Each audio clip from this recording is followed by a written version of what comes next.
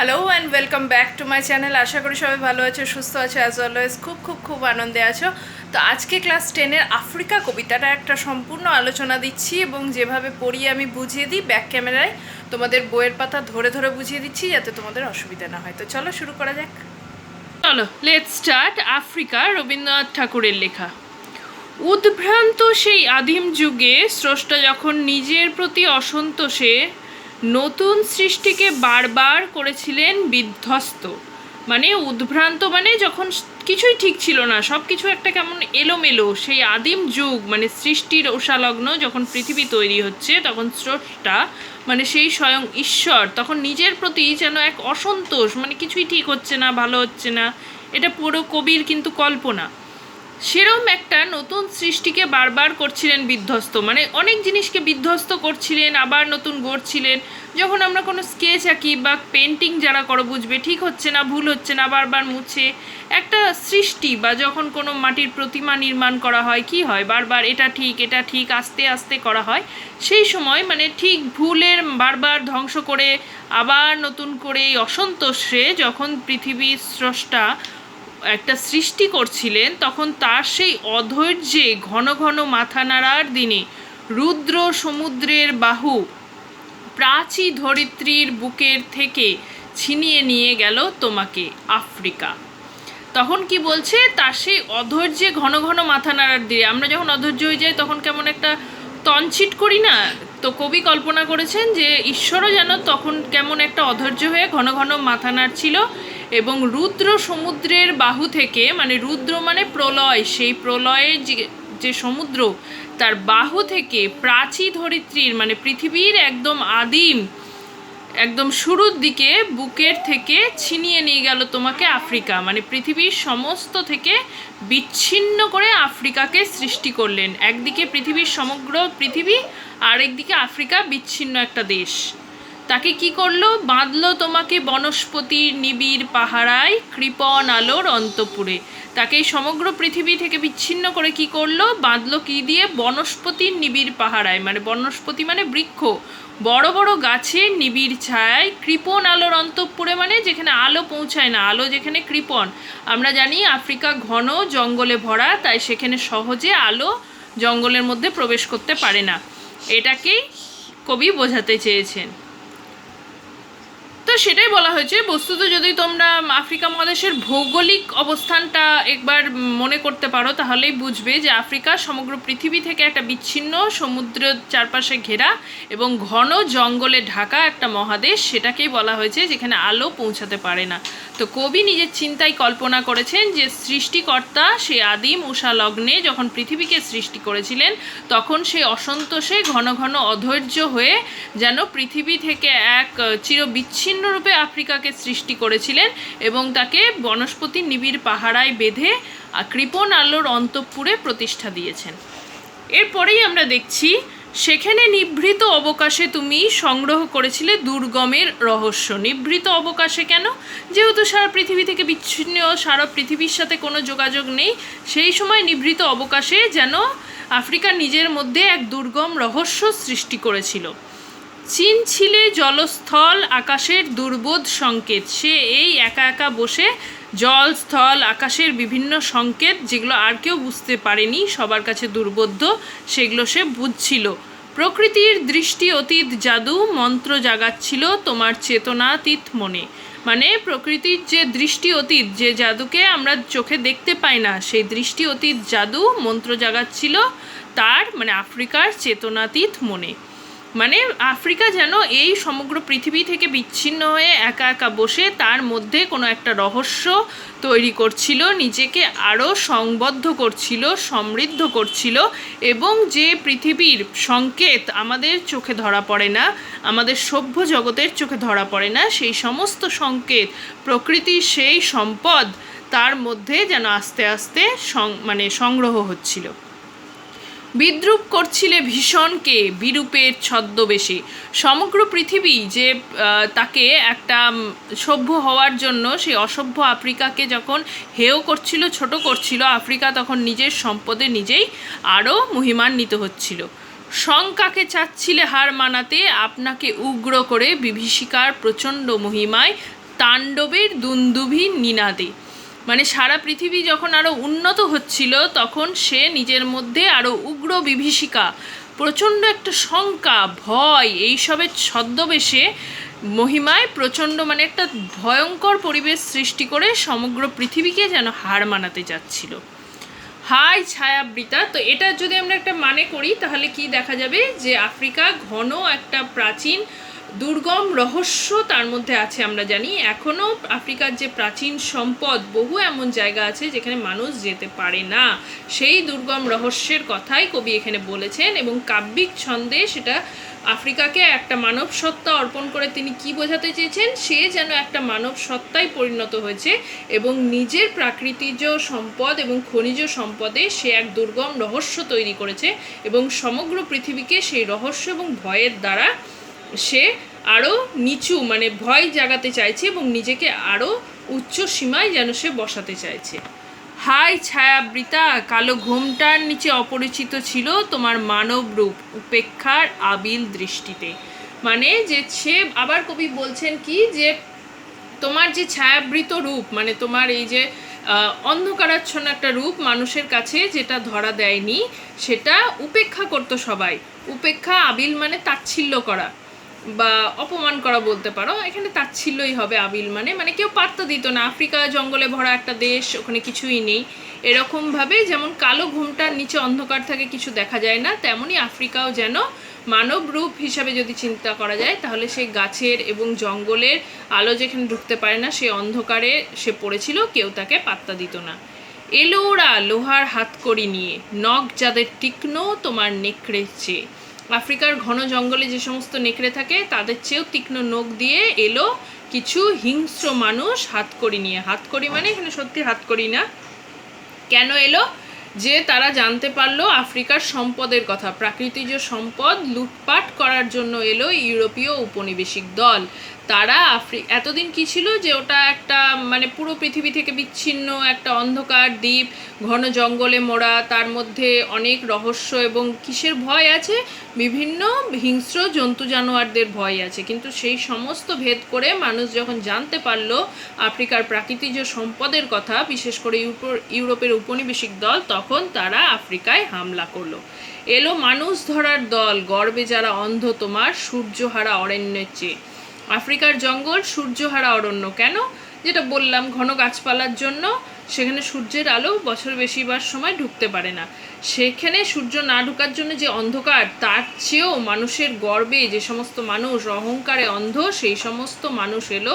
মানুষ ধরার দল কেন বলা হয়েছে? আফ্রিকার লোকজনদের কৃতদাস করে নিয়ে যাওয়া হতো, এখনও নিয়ে যাওয়া হয় পৃথিবীর অনেক সভ্য দেশে। তো সেই সমস্ত মানুষদের বলা হয়েছে মানুষ ধরার দল। সভ্যের বর্বর লোভ নগ্ন করলো আপন নির্লজ্জ অমানুষতা। সভ্যের বর্বর লোভ, সভ্য জাতির যে অমানুষিক লোভ, সেটা কাকে নগ্ন করলো? আপন নির্লজ্জ মানে মানুষ নিজের অমানুষতাকে একবারে নির্লজ্জভাবে নিজেই নগ্ন করে সবার সামনে তুলে ধরলো যে আমরা কত নির্লজ্জ, আমরা কতটা অমানুষ, দেখো। তোমার ভাষাহীন ক্রন্দনে বাষ্পাকুল অরণ্য পথে পঙ্কিল হলো ধুলু। তোমার ভাষাহীন ক্রন্দন, আপনি কাকে কবি এখানে যেন এক নারী রূপে, এক মানবিক সত্তা রূপে ভাবনা করেছেন যে তার তো কোনো ভাষা নেই। সে ভাষাহীন ক্রন্দন, মানুষ যেমন দুঃখে কোনো কথা না বলে কাঁদে, সেরকম কাঁদনায় বাষ্পাকুল অরণ্য পথে, সে অরণ্যের পথ যেন সে পঙ্কিল হলো ধুলি, তোমার ধুলিকণা সব কাদা হয়ে গেল তোমার রক্তে অশ্রুতে মিশে। তোমার কান্নার অশ্রু আর রক্তে মিশে সেই অরণ্যের পথঘাট সব কাদা হয়ে গেল। পঙ্কিল মানে কাদা হয়ে গেল। কেন? কারণ তার এই যে বনজ সম্পদ সব লুটপাট করা হলো, তাদের ওখানে মানুষকে মারা হলো, তাদের টেনে হিঁচড়ে কৃতদাস রূপে অন্য দেশে নিয়ে গিয়ে তাদের উপর চরম অত্যাচার করা হলো। আফ্রিকার দাসত্ব, নেলসন ম্যান্ডেলা তোমরা পড়বে যে কিভাবে কৃতদাসদের নিয়ে যাওয়া হতো। তো সেরকম যেন সে আমরা জানি যে নিয়ে যাওয়া হতো এবং তাদেরকে কি করা হতো ওখানে, যে বিনা পয়সায়, বিনা পারিশ্রমিকে এবং খাবার দাবার না দিয়ে তাদেরকে খাটানো হতো এবং এদেরকে পয়সা দিয়ে কেনা হতো, মানে টাকা দিয়ে কৃতদাস, আমরা যেমন জিনিস কিনি তেমন মানুষকে কেনা হতো। এই সমস্ত মানুষ তাই বলেছে যে নিজের নির্লজ্জ অমানুষতাকে এভাবে তারা নগ্ন করে, মানে এভাবেই একদম খোলাভাবে মানুষের সামনে ধরলো। দস্যু পায়ের কাঁটা মারা জুতোর তলায় বীভৎস কাদার পিণ্ড। যেমন দস্যুরা পায়ে জুতোর কাঁটা যেমন রক্তাক্ত করে, তেমনই তোমার মাটিতে সেরকম কাঁটা মারা জুতোর তলায় কাদাগুলো যেমন মানুষের মাংসের দলার মতো পিণ্ডি পাকাতে থাকলো। চিরচিহ্ন দিয়ে গেল তোমার অপমানিত ইতিহাসে। সারা জীবন আফ্রিকার ইতিহাস যখনই তোমরা পড়বে তখনই দেখতে পারবে যে আফ্রিকার ইতিহাসে এটা একটা চিরচিহ্ন, যে চিহ্নগুলো বা যে দাগগুলো, যে ক্ষতগুলো সারা জীবন থেকে যায় তাকে বলা হয় চিরচিহ্ন। তো এমনই একটা ক্ষত বা দাগ দিয়ে গেল আফ্রিকার ইতিহাসে, যেটা সারা জীবন থেকে যাবে এবং আজও থেকে গেছে। আজও সেখানে এরকমভাবে না হলেও লুটতরাজ চলে, বনজ সম্পদ, এবং আফ্রিকার লোকরা আজ কৃতদাস না হলেও তারা এতটাই গরিব এবং এতটাই তাদের অবস্থা খারাপ হয়েছে যে একসময় যারা প্রাকৃতিক সম্পদ কাঠ, মধু, যেগুলো বনজ সম্পদ হয়, এসবে যারা পৃথিবীর সর্বশ্রেষ্ঠ হয়তো ধনী হতে পারতো, তারা আজ এতটাই দরিদ্র এবং পৃথিবীর সমগ্র সভ্যতা থেকে ডিটাচ থাকার জন্য যে তারা মানব সভ্যতা যে উন্নয়ন তার থেকে এতটাই বিচ্ছিন্ন যে আজও তাদেরকে কিন্তু রুজির টানে বা রোজগারের টানে, খাবারের টানে বিভিন্ন উন্নত দেশে, ইউরোপ বা আমেরিকার বিভিন্ন উন্নত দেশে আজও তাদের কৃতদাস, পয়সার জন্য লোকের নিচে খাটতে হচ্ছে। সে তো চাকরি আমরা সবাই করি, কিন্তু তাদের কৃতদাস কাজের লোক হিসাবে খাটতে হয়। তারা আজ কিন্তু সত্যিই চরম গরিব, এবং এই গরিবটা হওয়ার কারণ একসময় তাদের ওপর এই লুণ্ঠন বা অত্যাচার হয়েছে বলে। তো এই চিরচিহ্ন থেকে গেছে। সমুদ্র পাড়ে সেই মুহূর্তেই তাদের পাড়ায় পাড়ায় মন্দিরে বাজছিল পূজার ঘণ্টা। সকালে সন্ধ্যায় দয়াময় দেবতার নামে শিশুরা খেলছিল মায়ের কোলে। তো সমুদ্র পাড়ে বিভিন্ন দেশে সেই সময় কি হচ্ছিল, মন্দিরে পূজার ঘণ্টা বাজছিল, সকাল সন্ধ্যায় দেবতার নামে পূজা হচ্ছিল এবং শিশুরা খেলছিল মায়ের কোলে। এটা বাকি পৃথিবী কিন্তু তখন স্বাভাবিকভাবেই চলছিল। যখন আফ্রিকার ওপর এই বীভৎস নোংরা অত্যাচার চলছিল, তখন বাকি সমগ্র পৃথিবীতে যে স্বাভাবিক ছন্দ সেটাই চলছিল, এটাই কবি বলেছেন। কবির সঙ্গীতে বেজে উঠেছিল সুন্দরের আরাধনা। এই বীভৎস, অসুন্দর, নোংরা অত্যাচার এবং মানুষের ওপর যখন এই রকম অত্যাচার মানুষ করছে, তখন আরেকদিকে সেই মানুষই আবার সুন্দরের আরাধনা করছে। কেমন একটা বিপরীত ব্যাপার না? কতটা নিষ্ঠুর এবং কতটা আমরা যে ধূর্ত বলা চলে, যে একদিকে আমরাই অত্যাচার করছি, আবার আরেকদিকে ঈশ্বরের পুজো করছি, সুন্দরের আরাধনা করছি। এটাই চলে। আজ যখন পশ্চিম দিগন্তে প্রদোষকাল, ঝঞ্ঝা বাতাসের ঊর্ধ্বশ্বাস। প্রদোষকাল সন্ধ্যা। তো যখন পশ্চিম দিগন্ত বলা হয়েছে সূর্য যেখানে অস্ত যায়, তখন সন্ধ্যা আসে। ঝঞ্ঝা বাতাসের ঊর্ধ্বশ্বাস। যখন গুপ্ত গহ্বর থেকে পশুরা বেরিয়ে এলো, অশুভ ধ্বনিতে ঘোষণা করলো দিনের অন্তিম কাল।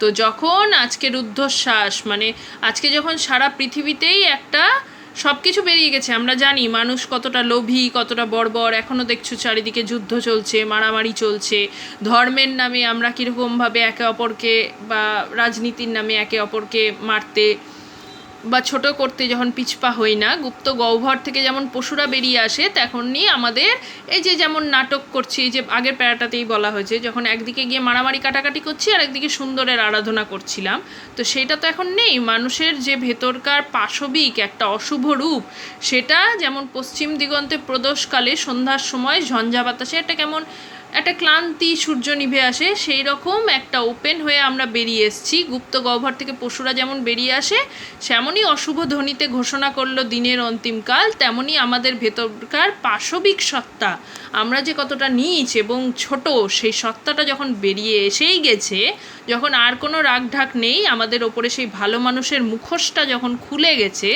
তখন কবি যুগান্তের কবির কাছে কি বলছে, যে এসো যুগান্তের কবি, আসন্ন সন্ধ্যার শেষ রশ্মিপাতে। যে সন্ধ্যার সময়, যে সন্ধ্যাতে কি হয়, গোধূলি লগ্ন আমরা কেন বলি, যে লাস্ট সূর্যের রশ্মি দেখা যায়, সেই শেষ রশ্মিপাতে জীবনের এই শেষ রশ্মিপাতকে কিসের সাথে তুলনা করেছেন কবি, যে আমাদের জীবনে যখন এই শেষ মনুষ্যত্ব প্রায় শেষের পথে আর নেই, আমরা অমানুষ হয়ে গেছি, আমরা নির্বিচারে মানুষের ওপর অত্যাচার করছি, মানুষ হওয়ার যোগ্য আর নেই, অমানুষ পরিণত হওয়ার এই যে শেষ সময়, এখনও এই কিছুটা সময় যে বাকি আছে, তখন দাঁড়াও ওই মানহারা মানবীর দ্বারে। মানহারা মানবী যার মান হারিয়ে গেছে বা যাকে অপমান করা হয়েছে, তার কাছে দাঁড়াও এবং বলো, কি বলো, ক্ষমা করো হিংস্র প্রলাপের মধ্যে, সেই হোক তোমার সভ্যতার শেষ পুণ্যবাণী। মানে কি, যে পৃথিবী তো এইরকমই হচ্ছে যে তছনছ করে ফেলছে, এরা একদম অশুভ শক্তির মতন এসছে এবং নিজেরা যা পারে অন্যায় অত্যাচার করে যাচ্ছে, তো এদের কাছে তো আর কিছু বলার নেই।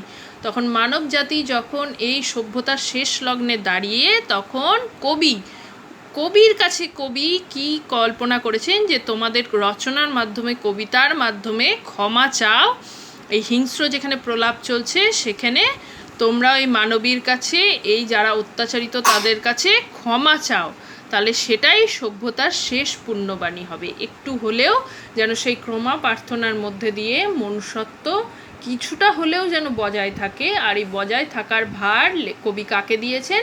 তার মতোই অন্যান্য কবিদের। ঠিক আছে, খুব ভালো এবং সংবেদনশীল। এবং এখন কি বাস্তব যুগ, কি যবে থেকে এই মানব সভ্যতা এবং সভ্যতার ওপর এই যে উন্নয়ন, লোকের ওপর অত্যাচার হয়েছে, সব কিছুর জন্য একদম খুবই উপযুক্ত কবিতা। এখনও এটা খুবই বাস্তবোপযোগী, আরও বেশি। চলো, আশা করি বুঝতে কোনো অসুবিধা হয়নি, যতটা সম্ভব ইন ডিটেল বুঝিয়ে দিয়েছি। আর এছাড়াও প্রত্যেকটা ওয়ার্ডের ওয়ার্ড মিনিং, শর্ট কোয়েশ্চেন, বড় প্রশ্ন, সমস্ত কিছু আফ্রিকা কবিতার উপর অলরেডি আপলোডেড আছে। তো তোমাদের রিকোয়েস্ট থাকবে যে আমার চ্যানেলে গিয়ে, যেটা আমি বলি প্লে লিস্টে, তোমাদের সুবিধার জন্য আমি ক্লাস হিসেবে সমস্তটা ভাগ করে দিয়েছি, তো ওখানে গিয়ে ক্লাস 10 বেঙ্গলিটা দেখবে। ওর মধ্যে আফ্রিকা কবিতার কটা পার্ট আছে আমার মনে নেই, 4-5টা তো আছে।